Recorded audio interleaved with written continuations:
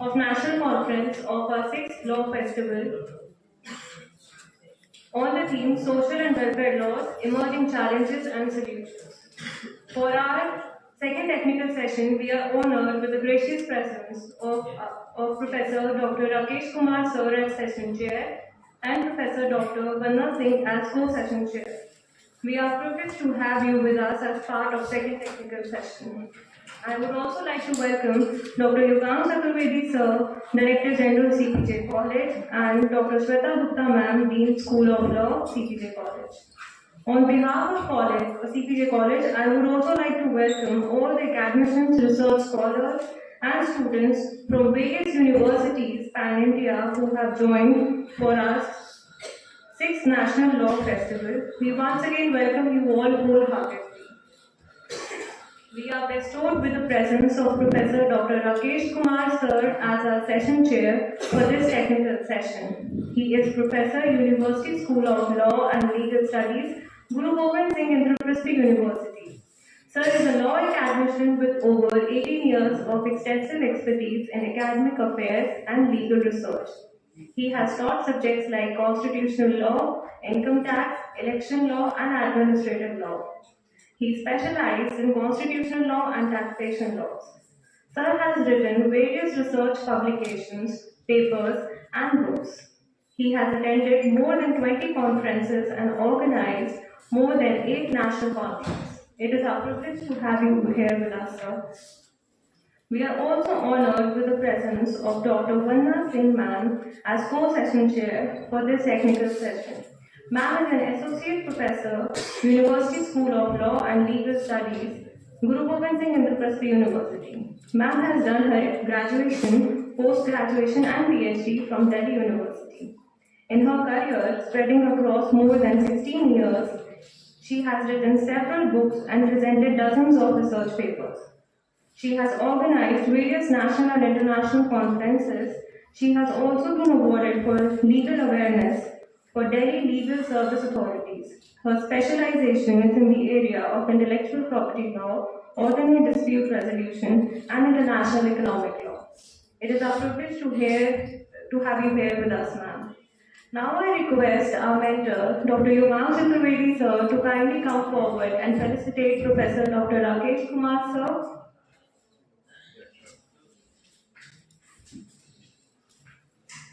Rakesh sir, please order us.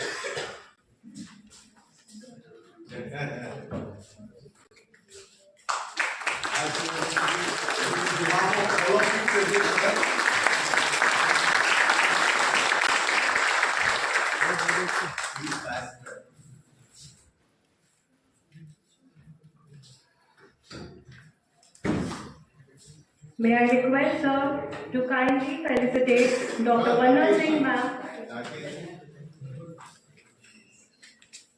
Yeah.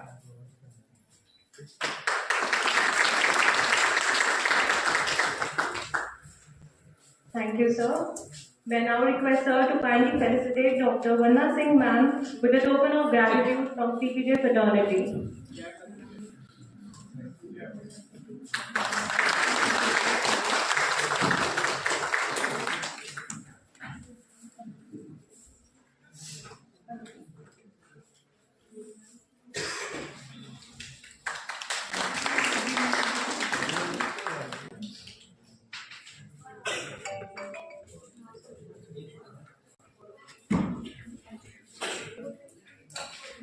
Thank you, sir, and guests. Now I would request our mentor, Dr. Ggsipu Sir, Director General, CPJ College, to kindly come forward and address the gathering for the opening of second technical session. Welcome you, sir.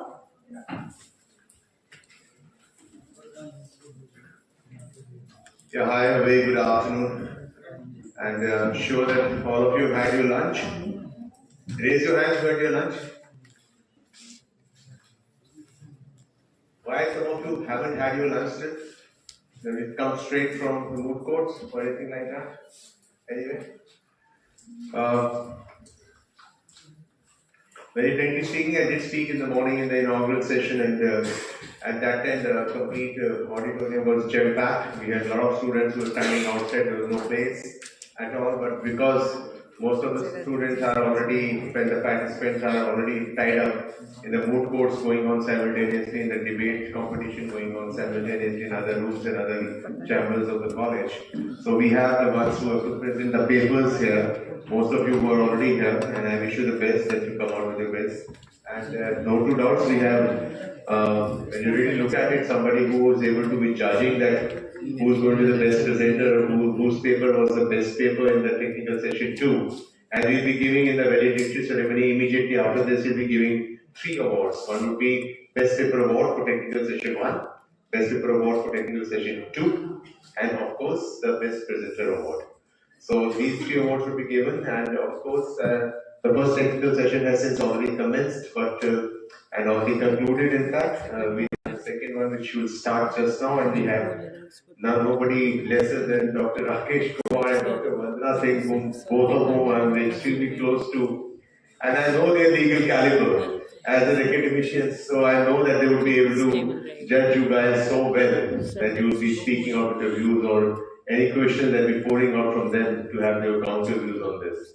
So this is the best of luck for it. As such, no two doubts, I'm not a guy from the legal side. I'm from a hardcore guy from the economics, a master's from Delhi School of Economics. So I would say, and of course, I did brief stint at the London School of Economics also, way back in 1986-87, when after my post-graduation. But why I'm saying economics and I'm bringing that word over here is because today the theme is on social and welfare laws. And when you talk about economics linkage to law, if I really say so, comes very strong when it comes to social and economic laws. Because social and economic laws and welfare laws, you'll see that a majority of it is towards, sections which are underprivileged, sections which are weaker sections, etc., etc. And any economy, very frankly speaking, any economy aims to be a developed economy. Of course, they keep trying for it, they keep working for it. There's ups and downs in the economic streams also, as you have all the countries, going through a very, very harsh time in Afghanistan, Iraq, and all these areas of the world. And they were very booming economies at some point of time. Say 3 decades back, 4 decades back, we talk about Iran and Iraq. But today we are this stand. So like any country wishes for its economy to be developed, to come up as much as it can, and as the economy comes up, so does your consumption level of its population. The moment the consumption levels comes up, the aspirations of the population they also increases. And the moment the aspirations increase, they start asking for rights, which is your human right, your other rights, etc., etc. So these are all interlinked things, and this is how it happens. What we are thinking about human rights and certain things, as rights were given to transgenders and all, something which came as law or as something enactment which came some 2-3 years back or so, transsexuals and all this, the community LGBTQ, what's it called. This has happened in America in say decades back. So like this is where the mental development towards looking at things and all this comes.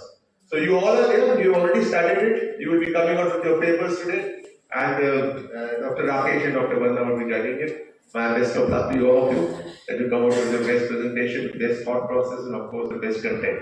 So this is it. Thank you so much, and thanks to Dr. Rakesh, Dr. Vandana for having taken time on your Friday. I know it wasn't an off day for you, so I'm really thankful that you have started from a good distance. Would have taken not less than 1.5 and 2 hours to reach here.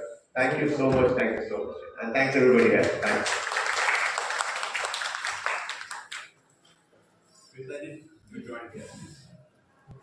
Thank you, sir, for your words of wisdom. I would request Dr. Shweta Gupta, ma'am, Dean School of Law, to kindly come up on the stage and share dice with the dignitaries for this technical session. Let's start with your presentation for technical session 2. I would request the speakers to please limit their respective presentations to maximum 5 minutes. All presenters are requested to kindly take note of the same. Let us invite our first paper presenter for this technical session, Ms. Kippy Agarwal and Ms. Akansha Mishra. And the title of their paper is Prevention of Pollution in River Ganga, a Social Legal Study.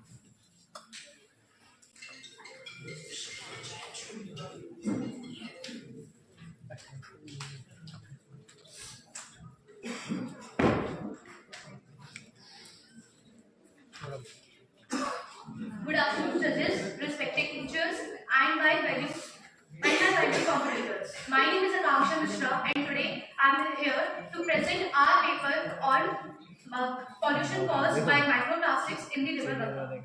Microplastics. These silent invaders have polluted this river, endangering both the ecosystem and public health. Our paper thoroughly investigates the multiple impacts of microplastics, providing potential solutions for addressing these urgent matters. The Ganga river, the our holy river, जिन्हें हम कहते हैं कि उन्होंने सालों से हमारी civilisation को इतनी सारी सिविलाइजेशन को नर्चर किया, उन्होंने हमें नरिश किया, उसके बावजूद भी वो आज पॉल्यूटेड है, which means काफी ज्यादा क्राइसिस हमको आगे चलने वाले फ्यूचर में हमको फेस करने पड़ेंगे, such as environmental से related, health से related, public health, cultural heritage, and even हमारा legal system भी इसमें सफर करेगा. Our research uncovers a range of issues from visible problems to very tiny ones, which are microplastics. It's a call to take action with a thorough approach, examining how well government actions work and how strong our legal actions are.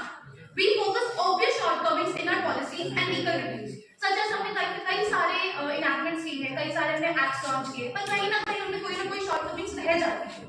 Due to our lack in accountability, in our coordination, and due to the responsibility towards our duty.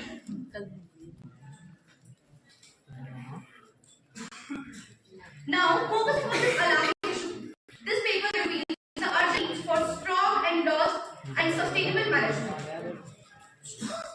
Today we are all together gathered here for the ongoing efforts to revive the Ganga rivers, focusing on the fight against microplastics. This conversation is just not about the past actions, but a call to strengthen laws, involve communities, and collective strive for pollution-free Ganga. This paper reveals the journey of Namami Ganga program, showcasing the Indian government dedication to purify the Ganga. It's a tale, ambition, hurdles, and the united determination to preserve the Ganga for future generations. This story is just about the conversation. It's about to actively manage, legally contact, and morally uphold our responsibility to revive this sacred river. Thank you, and thank you for being my patient audience.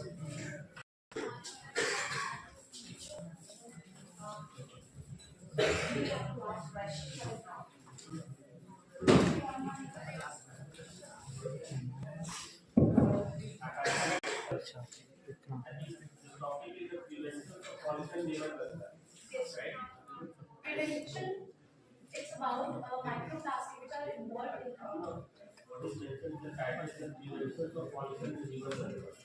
from microplastics. Yes. You have only discussion on the microplastics, not the other.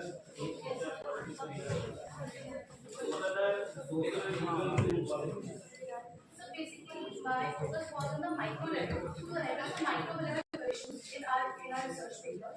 The legal problems which we are facing right now is we have enacted so many programs for river Ganga to protect our river Ganga, to clean our river Ganga. But for some reason, due to our are irresponsibility, we can say, or due to the lack of coordination between our legal system, we are lagging behind to save our career. So, have you learned about this political skills? I'm sorry. Have you learned about the political skills? What is related to the possibilities? Okay. Have you learned about this concept of absolute value? Yes. It's a very famous case. It mentions another case. Studies in our not even in our constitution, but also in our tort law we have studied it, in which the judges have clearly stated that to protect the right to protect the environment is the fundamental right in our Article 21 of the Constitution of India. 21.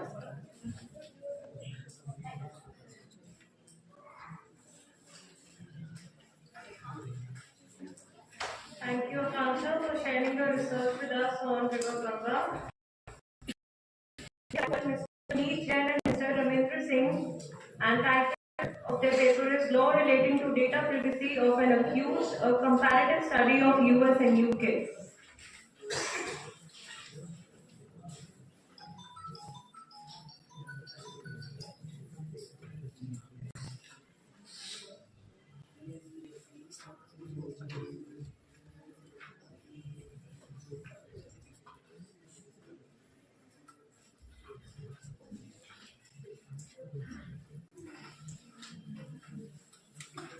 Good afternoon all, distinguished judges, faculty and my fellow mates.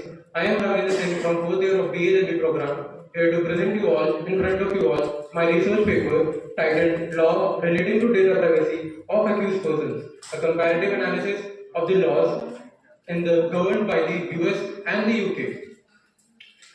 We will closely examine the data privacy laws for accused individuals in the US and UK.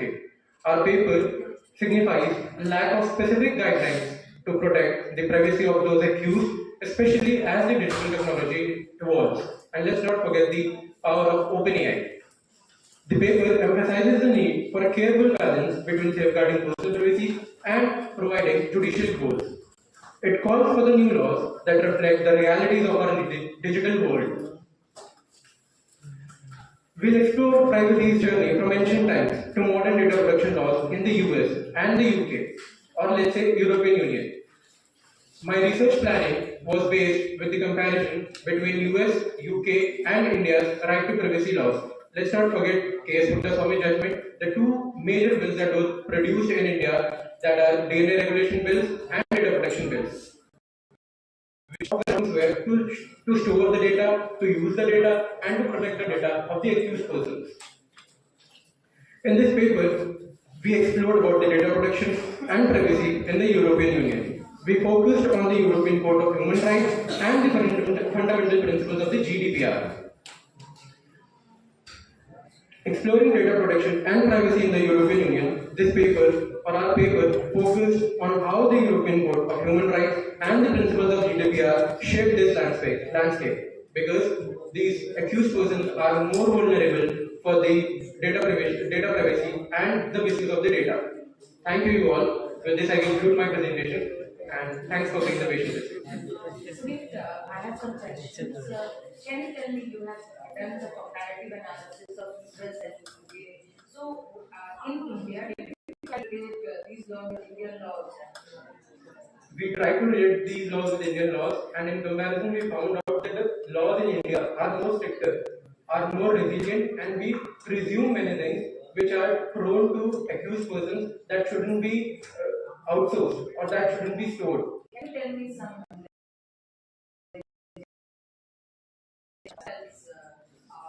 basis of this? The DNA regulation bill, which was a backlash for India, the data protection law, which was also a backlash for India, because the problem with where to store it. The first thing was how to store the data. The second thing was where to use those data. The third thing was, if we store those data, are they legally the laws that our constitution upholds? In US and UK, the comparative study was, the finding of the comparative study was, the laws are not that strict. The safeguarding of the privacy data is not that strict. So this is what we found out. But we have just given the outline as to what we are doing in research. Can you give me some idea as to how the right to privacy has evolved in the UK system? In the UK system, if you talk about the recent case, Brexit, I'm asking about the genesis. Okay, you might have heard about this concept of the right to forgotten. yes, sir. Can you give me some idea about that? The right to forgotten was the case in our constitution, which after which it was given that there are some data that shouldn't be stored, there are some data that are sensitive and shouldn't be outsourced. So And the right to forgotten means regarding the prohibition of using data, or is something else? it's about the unique data. Sure. How this privacy issue was addressed by the Supreme Court in currency and Govind case? Right to privacy. If we talk about the evolution of this right to privacy, we can see the SORA AI that was launched in India, and last week it was backlash because Supreme Court gave guidelines of How Supreme Court has addressed the issue of privacy in currency and Govind? I'm sorry, I cannot recall. I can just give you one name. As per the evolution of the right to privacy is concerned, it started with the right to property. Right? And as far as the right to forgotten is concerned, it is something related to that you will have the right to recall. Whatever the consent you have given before it gets to any system. This is to analyze our perspective as to how the system has evolved, what are the new changes which have been introduced by the GDPR, how the UK after moving out from the European Union has restructured their own law. Okay. Right? Yes. Thank you. Thank you, sir.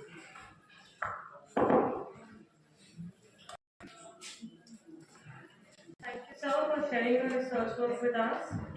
Next, I would like to, and the topic of her paper is Legal Framework and Innovations in Solid Waste Advancing Environmental Sustainability.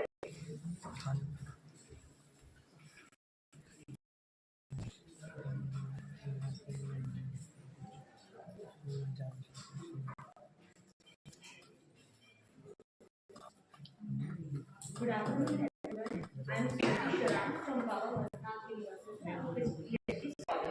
The topic of my Paper is Legal Frameworks and Innovations in Solid Waste Management, Advancing Environmental Sustainability.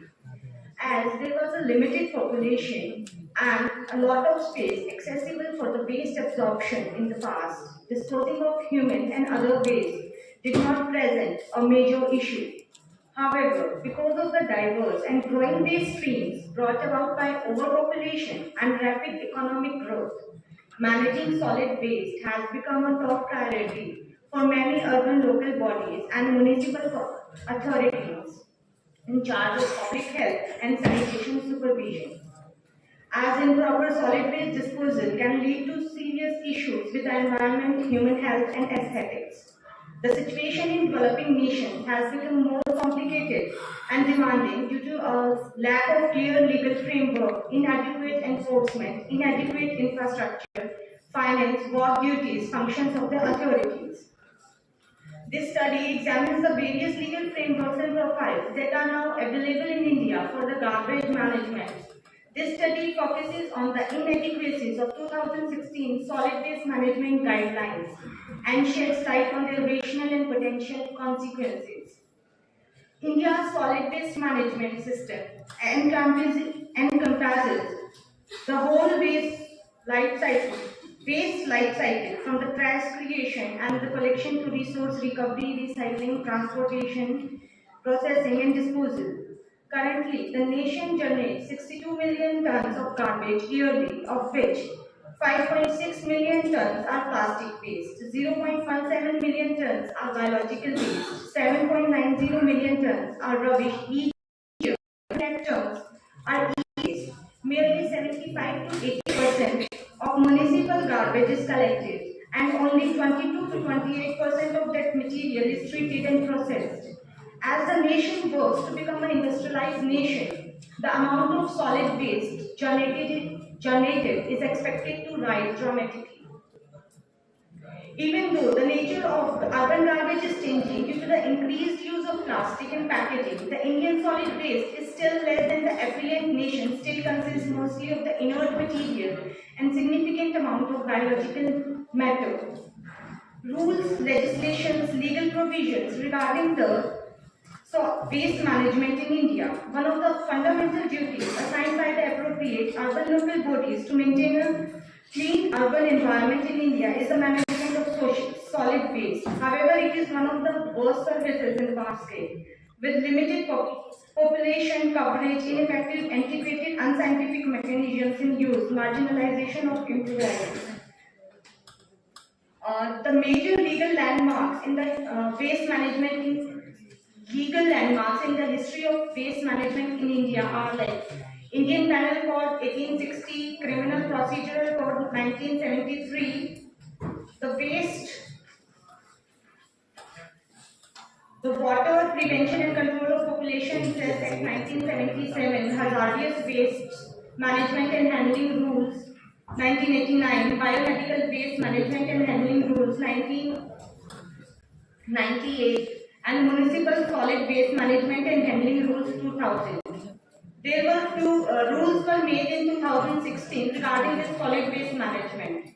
After 16 years of updating the Municipal Solid Waste Management and Handling Rules 2000, the Ministry of Environment, Forest, Climate Change has changed the solid waste management and handling rules 2016. As a result, the word municipal has been removed from the rules, and which now covers the area beyond the municipal boundaries, such as census towns, notified industrial townships, outdoor nations, areas under the control of Indian Railways, airports, air bases, ports, harbors, defense establishments, special economic zones, state and central government organizations, place of pilgrimage, places with a religious historical significance. Among the most important aspects of these regulations are source segregation of waste and duties of the waste generator.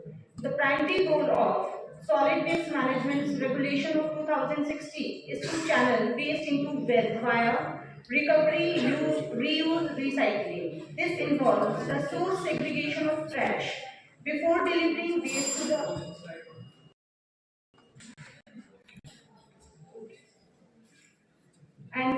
within this rule, the introduction of concept of partnership in the Swachh Bharat. The Swachh Bharat has introduced the idea of collaboration. It is now directly responsibility of the bulk and institutional generators, market organizations, even the planners, hotels and restaurants to separate and sort the garbage.